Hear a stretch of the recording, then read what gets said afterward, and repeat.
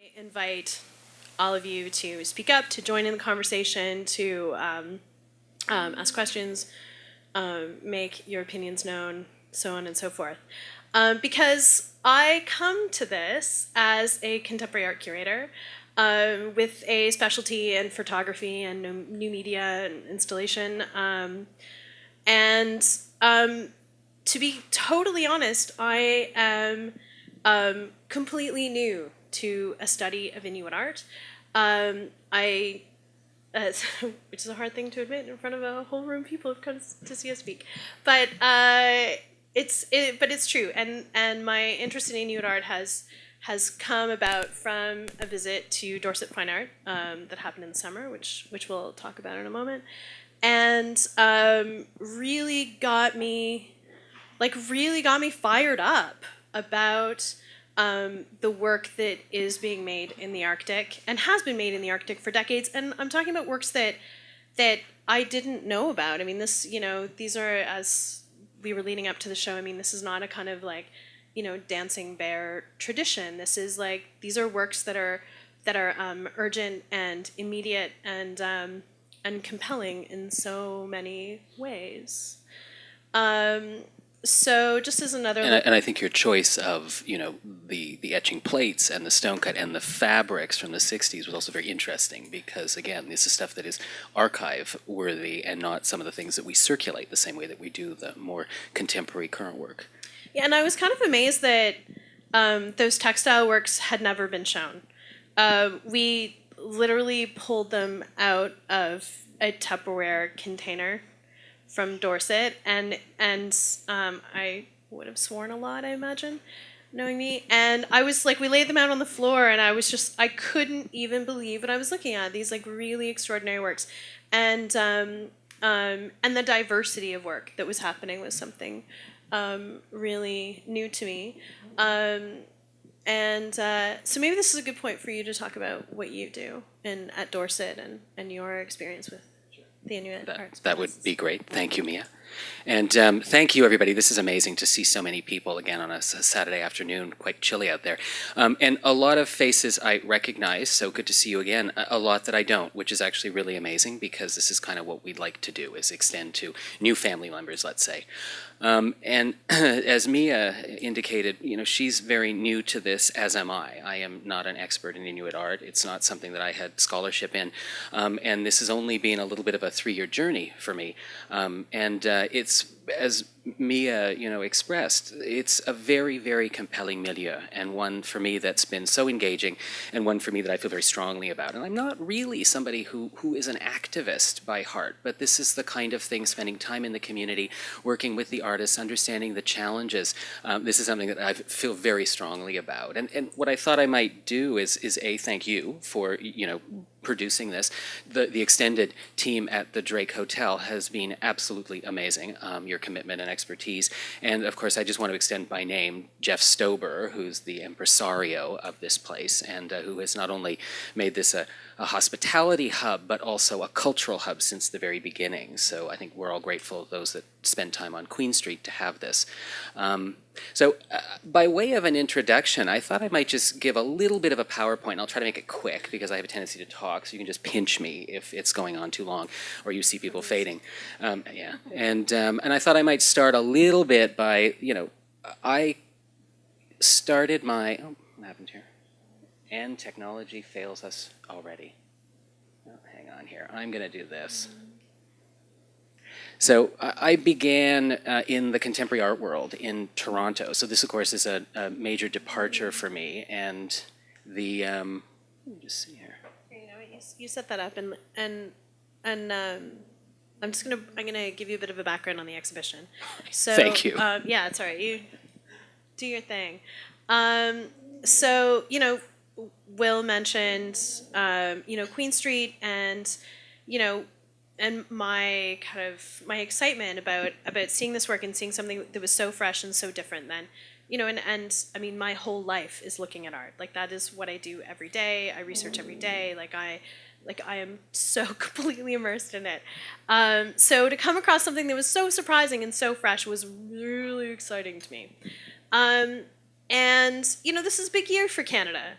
And anniversaries are this interesting time to take stock and to, celebrate our accomplishments, obviously, but also to think about what we can do better.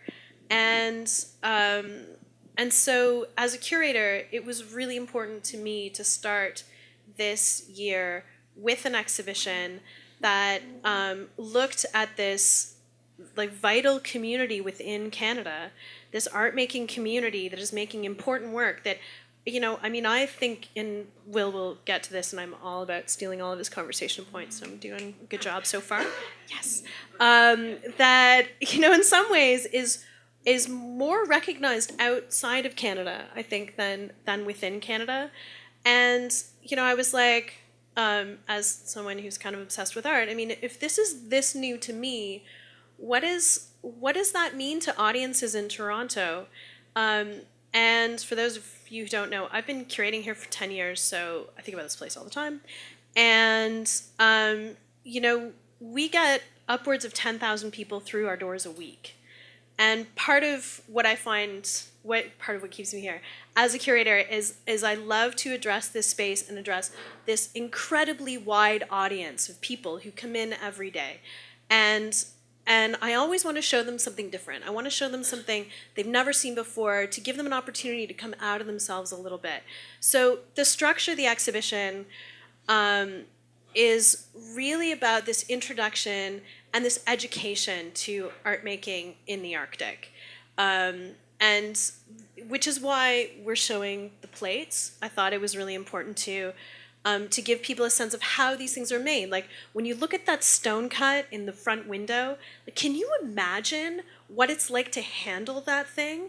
Like, how incredibly laborious that is. And then, with the plates in the back of the lobby, to think about the opportunity to make, hundreds, if not thousands of images from these plates and the inherent beauty that they have. So I wanted to not just show the drawings, which I think are really important, but also to create this kind of bigger context for looking at Inuit art. And I think what you will, now that the technology I think is working, you'll see this kind of an engagement and this kind of an audience and this kind of a sort of penetration, if you will, into an unexpected group of people. We work well with museums at Dorset Fine Arts. We work well with museums, we work well with commercial galleries internationally. We know how to deal with those kinds of situations. This is new for us. This kind of a context is new.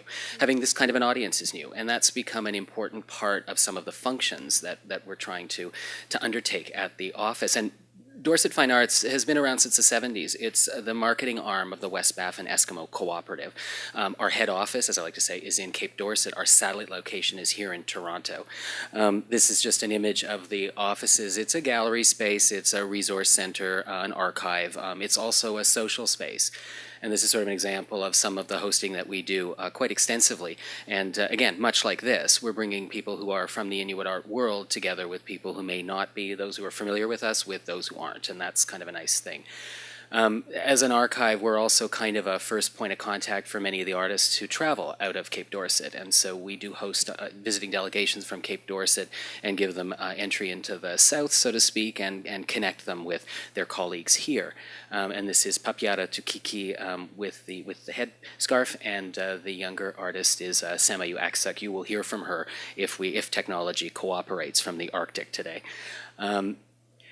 One of the big things that we do, and many of you are probably familiar with it, is the print collection. And each year since 1959, we've issued the Cape Dorset print collection. And it varies in size, but it's lots and lots of prints. It's the best and the brightest that's been created generally over that year. And it goes on sale to the public the same day around the world. So it's kind of a neat thing. It's usually, I think this year was October 18th. And there's sort of a buying frenzy in a lot of ways, and people are, since they're limited editions, people do desperately want certain ones. And these are examples from the 2016 collection. Oh, can we stop at this one? Yeah. Because I think this one's really amazing. And, just how contemporary it is. Sorry, what does the text say? Neutralizer. Yeah, like that is a serious political work, right? This is a work that,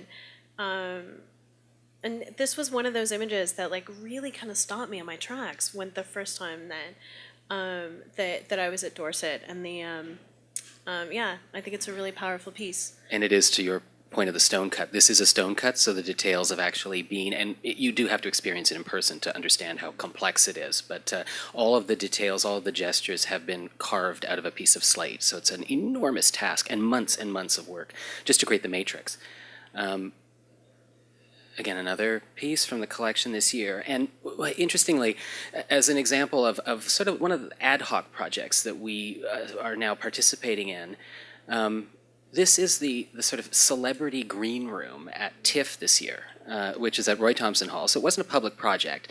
We were invited by the TIFF administration to, install Inuit art, exclusively Inuit art in this space. Now, it seems like a small gesture. Let's see, there you go. Proof I was there, in shorts. A very small gesture, but again, it's the kind of project that brings us in touch with, brings Inuit art in touch with new audiences. And interestingly enough, we have, and I can't, off the top of my head, I know that we had a little note that came from Scarlett Johansson that said, really enjoyed the installation, great work. And again, a very small thing, but this is now putting eyes that wouldn't have normally, been on these works. This is a photo of Tim Pitsilak, a tragic death over the holidays. We lost Tim, who not only a beloved person in the Cape Dorset community, but also one of the most prolific artists that we were working with. So a tragedy for all around. And this is Tim at Open Studio, and I know Anna is here from Open Studio over there, and maybe Anna, if you could at some point interject and talk a little bit about your experience with Tim at Open Studio, a 2-week creative residency. This is an example of the professional development opportunities that we build for artists, where Tim could stay here in Toronto, work with professionals at Open Studio on a technique, screen printing, that he has never ever encountered before. And it's very funny because not only was he so thrilled with the work in the end, and I believe we were doing a panel discussion much like this, and I said to Tim, you've been here for 2 weeks, you now have all these new colleagues. And he said, no, I have a lot of new friends. And so it's a very small, gesture and statement, but also just an indication of how important these opportunities are for the artists in the North. And again, this is in process working on one of his whale pieces, and we will release this as a spring release in the spring. And this is sort of now a memoriam for Tim.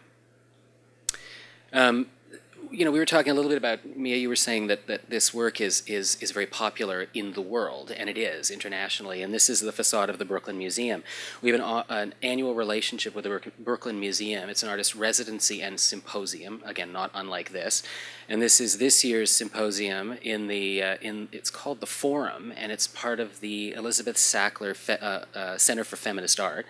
And the person with the blazer is Padlu Samayueli, and she was the artist in residence, 2 weeks at the Brooklyn Museum, working with the full breadth of the curatorial staff, conservation, education, outreach, and administration. So the purpose was for her to get a clear understanding of what a major institution is responsible for, and to know that there is Inuit work dating right back to the first release in 1959 in the Brooklyn Museum. And so it really put into perspective the importance of Inuit art in the world. And these are examples of Padlu's prior work, and although it wasn't a creative residency and there was no obligation to make work, you can imagine someone who has an interest in architecture, what New York might kind of spark. And I haven't seen the body that she's produced, but I have seen one of the works, and it's a very terrible image, or I would have put into the show, but it is of the Oculus at the New World Trade Center. And part of what she said to me about these moments, and she took 680 photographs on her iPad, it was obsessive, was that she was challenged by this architecture and wanted to know how to make this and use line in a different way. And so I think this is a really interesting development for her. And was that Padlu's first trip out of the North? Padlu has been to Toronto and to Ottawa, and she was in Banff, but never as far as and you can imagine New York City. It was certainly arduous as New York is, but it was, and I'm glad we spent 2 weeks there because we got into a rhythm and acclimatized, and it was a way of introducing her to what the lifestyle and what the energy of New York is all about. And Netta, you were there. Netta works with Barbara Edwards, and you came down, for the panel, and you interacted with Pudlu, and I think it was a really, really interesting opportunity, And this is, we initiated a relationship with the Museum of Contemporary Native Arts in Santa Fe. It was 2 exhibitions, a museological exhibition, including the work of Annie Pudagut, and an exhibition in their retail space. It was kind of an experiment for us because Santa Fe, although there is certainly an appetite for indigenous, mostly southwestern art, what was it going to look like bringing these Arctic pieces down? And the show sold out before it opened, and the exhibition, the museological exhibition, after our networking opportunities, is now traveling to 10 locations across America. So it just again, and this is the work functioned not as something that people were aware of and had been indoctrinated into, but it functioned as an art object that people felt compelled to interact with. And if you are in Portland, Oregon, in 2 weeks, Saimaiyu, who again you'll hear from later, has her first solo exhibition outside of Canada at the Frolic Gallery, and the installation they're installing right now. Actually, I was trying to get shots, but didn't realize with the time difference it would be impossible. And we've had such incredible feedback from the Frolic Gallery in terms of the popularity, just in the preliminary publicity that they've been doing. And this will also be a short residency at the Crow Shadow print shop just outside Portland, and we're engaging along with Saimaiyu, engaging with the Portland Art Museum and a number of other organizations in the city. Again, a professional development opportunity that becomes a means of understanding where this work situates itself. So I'm not familiar with the Frolic Gallery. So is that a commercial space or It is a commercial space, and it's interesting because a lot of what we do sounds as though we're engaging museums and we're engaging public galleries, but the reminder is that we're a for-profit corporation. We're the Eskimo Co-Operative, the West Baffin Eskimo Co-Operative, and so the objective is to sell art, to distribute art, and to that there be a transaction associated with it. But one of the sort of things that we've discovered and that I think people know is that provenance is everything. And, where does this work situate itself in the public realm means that it becomes more compelling for the private sector in terms of when work is shown in Brooklyn, it becomes a commodity that people are more interested in owning. And so for us, it's always about finding that fine balance between, the public and the private side, the commerce and the presentation, let's say, and the project driven stuff, and also what is going to be an authentic experience for our artists, and how are they going to grow as a result. But I think that's another important comment, and that's that of livelihood. That that this is how the sale of artwork is a major economic engine in this community, and this is absolutely it is the largest economic engine in the community, and it's which is staggering to think about, really, like that visual art is the largest economic engine in that community. I mean, and how it's not just this method for expression, which is something that us in the South we're so much more familiar with, but that how they really depend on it. And maybe Par, at some point, if you wanted to talk a little bit about your experience in Cape Dorset and how much a part of life and the hamlet arts and culture is, it would be great to get your perspective. And there's some other projects that we work on that aren't necessarily as public. This is the vault at the McMichael, and the McMichael has on semi-permanent loan 100,000 works on paper, and that is a portion of our archive.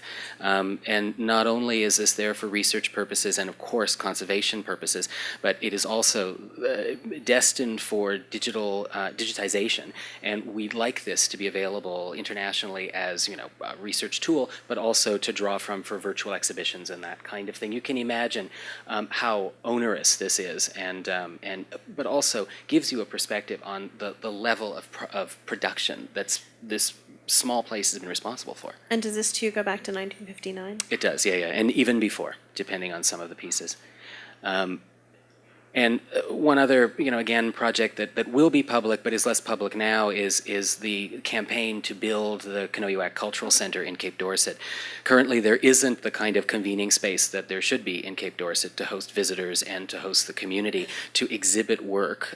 So this will solve some of those problems and also function as the new print shop for the West Baffin Eskimo Co-Operative. And Kate Dillon, who is in the back there, is really the one heading up that campaign. And so we're delighted to see that it's sort of almost done. There's just a little bit more money that we need, so that's kind of good. All of that stuff, that we do ends up becoming part of these communication exercises, and we're trying to find more ways to get word out, more ways to bug you with emails, and to give you calendars, and to promote what it is we're doing, sort of tie it all together into some kind of a strategic plan. And we've talked a little bit about the studios and all this production. I just want to quickly go through some images of the print shop. And it's one of those things. If you can sort of ignore the blizzard, the howling wind, and the polar bear family marauding around town, it is amazing to walk into this studio and to see this hive of activity, this amazing place with all the equipment that you see at Open Studio. And Anna, you worked in residence for a short period of time with Tim and with Shuv and I. And again, maybe you can speak to that later on about how this, it's almost an impossible sort of circumstance that this exists the way that it does in where it does. And to give you a sense of where it exists, this little line will take you from Toronto right up to Cape Dorset, and that's 2,500 kilometers north of here.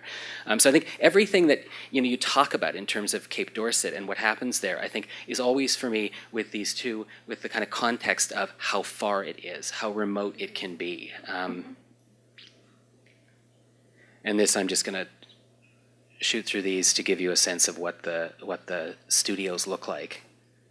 And there's an example of stone cut being produced. And that's a work in progress. Again, gorgeous, gorgeous, delicate piece made out of stone, or printed with stone.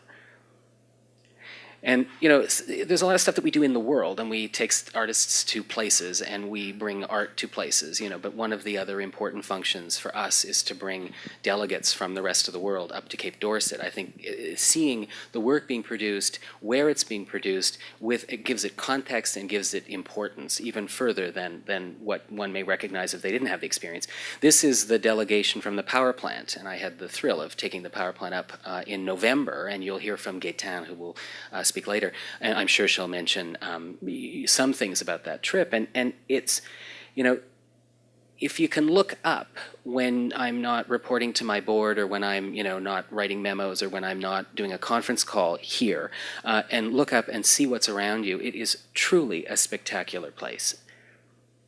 And, again, the sort of uniqueness of what we do comes from, I think, a lot of not just the creativity of the artists that we work with, but also from this place that it happens. And, I mean, this is Tim's snow machine. And so you can tell when Tim's coming into work at 9:05 in the morning, because the snow machine pulls up and he goes into the studio and starts to draw.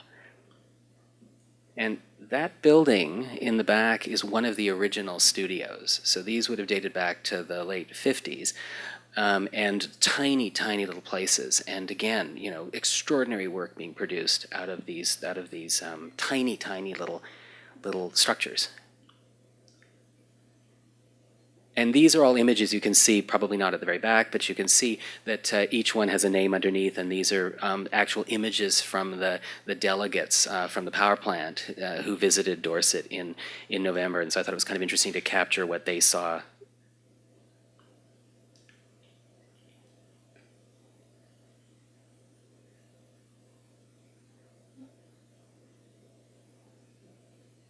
And there again is the group. And I think, I had a moment with each of them at the end of the engagement, just as we were heading back to Toronto. And each of them, without exception, talked about being very transformed by their experience in the North, that it meant so much to them to see where this work was created. In addition to interaction with the artists and moments in the studio, we did arrange for them to meet with the RCMP. We arranged to meet with school officials, with the Hamlet officials, because we really wanted to give a sense of really what the broader community is all about, and again, how challenging things can be in the Arctic. And I think that, it did exactly what it was supposed to do, and gave a real sense to these new eyes to this circumstance, how very special, and again, the contradiction of, having this amazing, active art community 2,500 kilometers from here. And so I think, for me, that's sort of what I'm reminded of when I'm introducing people to the circumstance, is how unique this really is. So. And remind us, how many people live in Dorset? 1,200, right, Par? Is that around that? Which is extraordinary to think of, how many incredibly accomplished artists live there in this very small community. Yeah, I think, and again, that kind of, for me, like, up the ante of, the power of this work. And I don't know, Par, since we ended with Dorset as the subject, anything you want to say? Any thoughts? We have a chair. Yeah. Yeah, and then Alexa and Patrick, we're gonna bug you two, called out in actually, front of like a whole lot of people, right? Actually, I can just take my mic. Maybe you can talk a little bit about what you're doing in Toronto. You've been here for a long time now. You're almost a Torontonian. I've been in Toronto for since September, yeah. And I've been going to school, and the school is called Oasis Skateboard Factory. It's an entrepreneurial school, so I'm trying to finish my last year here, and hopefully I get accepted by a university next year. But I'm going back up there for the summer to go paint our community hall with Patrick and Alex and a couple other kids. So I'm so excited, yeah. And what else? A little bit. Can you maybe talk a little bit about how maybe you got connected to art making and creativity, and how important it is to Dorset? I mean, I've talked about it from the outsider who goes up a couple of times, but it would be great to get your perspective as a young person, an emerging artist, all that kind of stuff. I came from a long line of artists, like my father, my grandfather, and everyone else. It was just in my blood, and there's nothing to do, so I would just draw here and there. So just started drawing. I just felt like I want to draw. It's just in my blood, so I just started drawing. So how does that then translate to skateboarding? So we make the skateboards from scratch, and we put our design on it. So I do it for because traditional schools, they're a bit boring for me. Yeah, so I think we all this get that. goes more like hands-on work, and we actually make the skateboard from our hands and glue them and everything. So I just make a skateboard, put my design on it. There, it's done. And so you came to Toronto specifically to go to this school? Yes, I did. So how did you learn about that school? I lived in Stratford last year, and I had a little break, and I went to go visit Patrick and Alexa for a couple of days, and they gave me a tour there, and I was so interested, and I asked them how do I sign up, but they said you need a Toronto address, and I was bummed out. But a few weeks later, Patrick and Alexa called me and said they're willing to stay in Toronto for a year, and I was so happy at that time. That's awesome. Yeah, no, don't be sorry. Yeah, the fabric in front of the building, one of the fabrics, it's made by my great-great-grandfather. So, yeah. Cool, thank you is for that. my great-great-grandfather. Cool, because until this point, we didn't know who made that fabric because it hadn't been documented. Yeah. it's true, and so it's Yeah. only because someone like you would see it and recognize it that we're able to actually attribute this stuff. So thank Yeah. you, and I'll probably want to sit down. Just you'll point it out to me, and we'll make a note Okay. of that. Yeah. And I don't know if Patrick and Alexa, I think it might be an interesting segue for you guys to talk about, some of the experiences. Because, this idea of mentorship and of passing on knowledge from generation to generation, person to person, peer to peer. You guys have been doing this now for a while with the community, and maybe you want to talk a little bit about that, if you don't mind. Okay. Hi, my name is Patrick Thompson. This is Alexa Hatanaka. We're both artists, and we never planned on being teachers or anything. We actually got invited to Iqaluit about 10 years ago to do a mural. And while we were up there, we realized there was, at 4 a.m. while we were painting in the midnight sun, there was 57-year-olds standing around with nothing to do. And so we got to know the kids really well, and we decided that it would be kind of a cool thing, rather than just being artists stuck in our studio in Toronto, that we could be useful.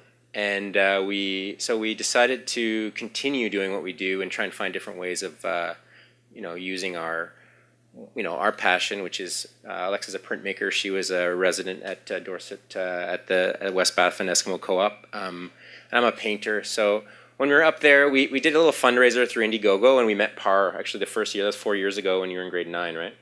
Just graduated grade 9, and a few other kids, and they would show up all the time, and it was just this amazing moment where we realized, like, wow, this is cool. Why isn't this happening? And at that time the high school hadn't burned down, and we realized that there was a need for visual arts for kids. There's many different things. Park can speak to that. There's lots of different needs for extracurricular activities, and in a town where you say 40% of the town makes their income off art, you would hope that there would be training for the next generation, but there isn't, and there needs to be, and we see it as a life and death thing.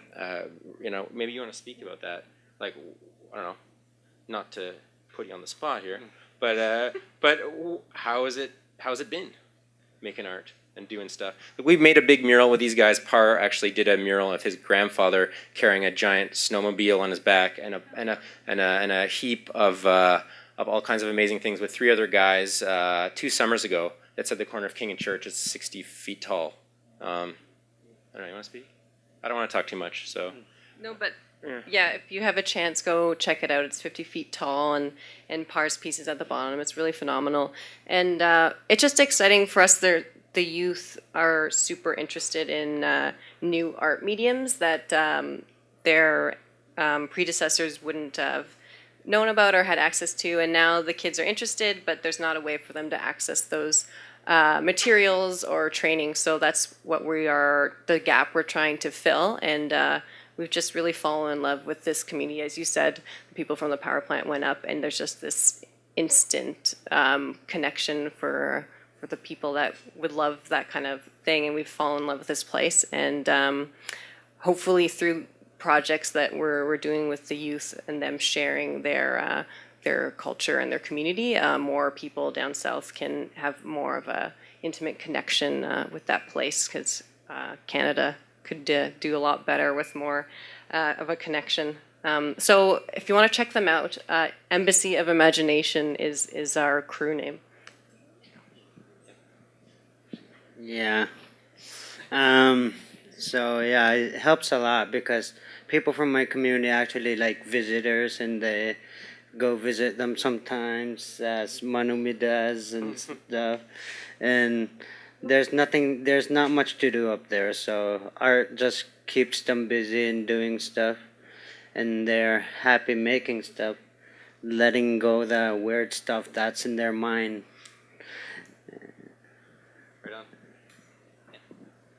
It's interesting for me, the idea of this being life and death is not an exaggeration. And, in addition to it being something that is so deeply embedded in the community and something that's important to the community, when 40% of that population is depending on the economy that art is responsible for, if the production slows down, so does the revenue. And part of what we're dealing with is a big generational shift right now, where we're losing our senior artists. Tim Pitsilak, tragically. Annie Pudagut, tragically.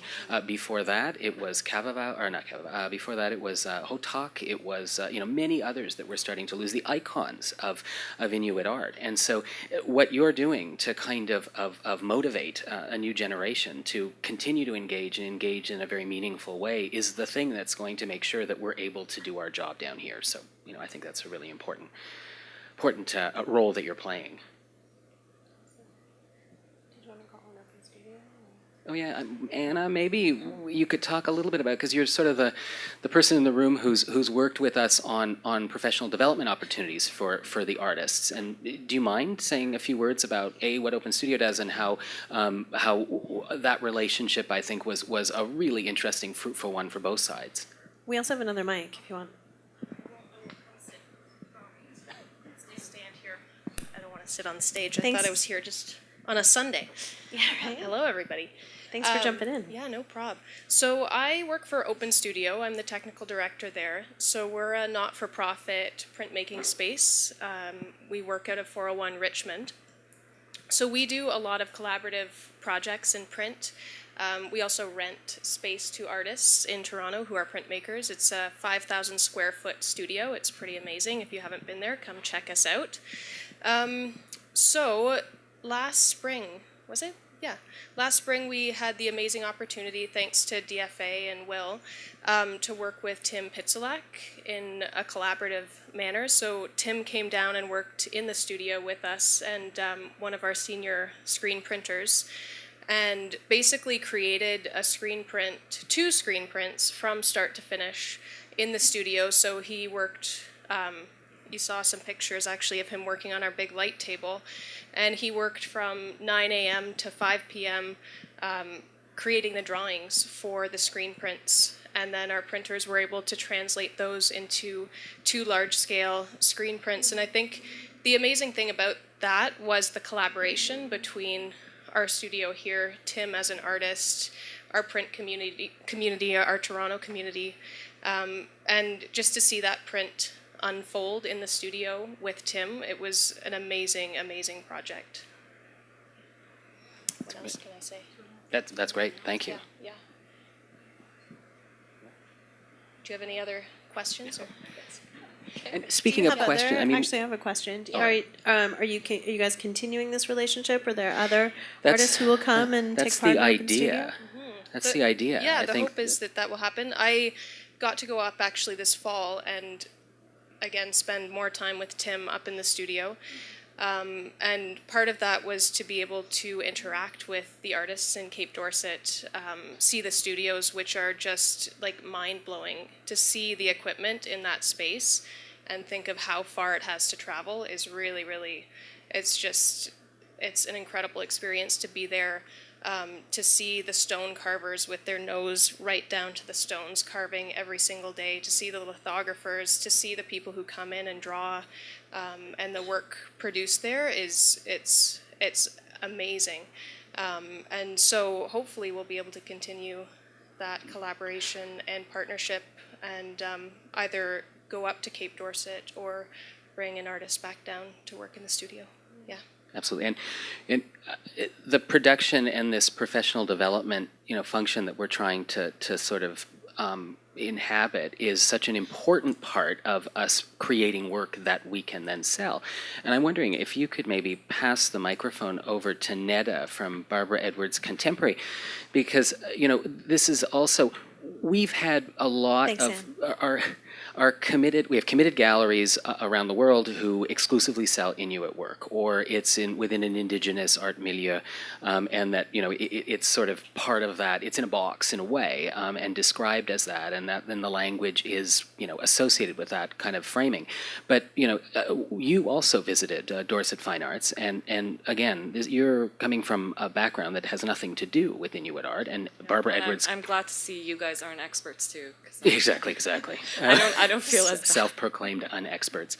But I don't know if you want to talk a little bit about, in terms of the contemporary gallery eye and what sort of, makes this interesting for you, because, our relationship keeps building, and up to, let's hopefully, a project. But, and it's because for us, it's important to move that, maintain the relationships that we have with our supportive galleries and our existing stakeholders, but also to extend, that into the broader contemporary art discourse. And I don't know if you want to comment on that at all from the perspective of a gallerist. Yeah, well, for me, the initial spark, I guess, it was similar to what you were mentioning, Mia, where it was very interesting. Like when I first saw the work, and it was again at Dorset Fine Art because Will and I are friends, so I was just visiting the gallery and I see the work, and it was Pudlu's work that was really interesting to me, and I just thought this is. And that was the architectural renderings that you saw. Yeah. And it was and it's just so. It looks so contemporary. Like it doesn't even look like it's coming from, I don't know, Cape Dorset or wherever. It was just something that I could just imagine the work at our gallery. We're a commercial gallery. We do contemporary art, and we've never had any Inuit art exhibitions at the gallery before. But I mentioned this to my boss, Barbara Edwards, and we started talking about it, and we were like, yeah, why don't we just try to see if we can put a show together that's not necessarily marketing the fact that Pudlu is an Inuit artist, but a contemporary artist who's able to make work that could be accessible to all. And we're very hopeful. I was in Brooklyn briefly to meet with Will and Pudlu, and I did see the one work that she's produced since her travels in New York, and it looked amazing. So hopefully she's able to create something that's like a hybrid from whatever she's seen in Cape Dorset, what she saw in New York. I think it would be very interesting, and something that, again, would open up this dialogue where it doesn't necessarily need to be marketed as Inuit art. It's just contemporary art that happens to be amazing. Yeah, I agree. I think, with Pudlu and Shivanaya Shuna, looking at these works, it defied expectation for me of what I thought I understood about Inuit art.